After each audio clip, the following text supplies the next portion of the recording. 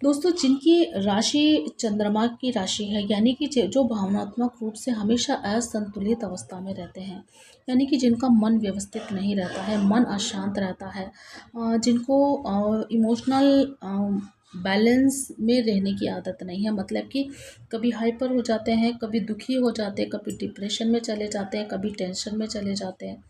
कुछ ना कुछ नेगेटिव उनके दिमाग में चलता ही रहता है, या फिर वो खुद अपने आप को नेगेटिव बना ही डालते हैं, या तो उनका आसपास का जो एटमॉस्फेयर है उसकी वजह से वो असंतुलित महसूस करते हैं, या फिर उनको तनाव लेने की एक खास आदत हो जाती है। दोस्तों, ऐसी स्थिति में उनको क्या करना चाहिए?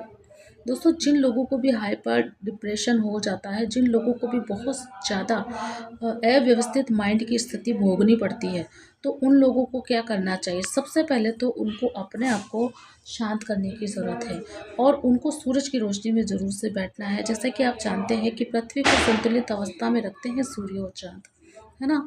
चंद्रमा रात को आते हैं, चंद्रमा रात को उस उनकी रोशनी रहती है और दिन में सूर्य की रोशनी रहती है। इसी प्रकार से आपको भी अपने मन को संतुलित करने के लिए, आपकी अगर चंद्र राशि है तो ये आपके लिए बहुत स्पेसिफिक है। और अगर आपका भी ऐसी स्थिति रहती है कि डिप्रेशन रहता है, टेंशन रहता है और आपका मन अव्यवस्थित रहता है, आपको तनाव की स्थिति ज़्यादा रहती है, प्रॉब्लम्स ज़्यादा रहती है, आपके लाइफ में कुछ ना कुछ परेशानी आपको महसूस होती ही रहती है, तो आपको क्या करना है कि आपको सूर्य के साथ में युति बनाने की ज़रूरत है। जैसे कि आपको पता है, सूर्य देव की पत्नी थी है ना? चंद्रमा, मुझे नाम याद नहीं आ रहा है। कुछ नाम था, खैर मुझे इस वक्त याद नहीं आ रहा, श्यामा ऐसा कुछ याद था, जो कि शनिदेव की माता थी, है ना? तो उनको संतुलन में लाने के लिए, जिससे वो उनके साथ में संतुलित हो गई थी, तो उसी तरीके से आपको भी संतुलन, सभी ग्रहों के संतुलक ग्रह होते हैं।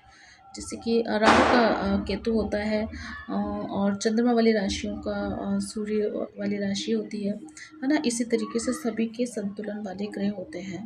तो आपको भी ये देखने की आवश्यकता है। अगर आपकी राशि जो है, जो मुझे बता सकते हैं, मैं उनका संतुलित ग्रह आपको बता दूँगी जो आपको करना चाहिए वो।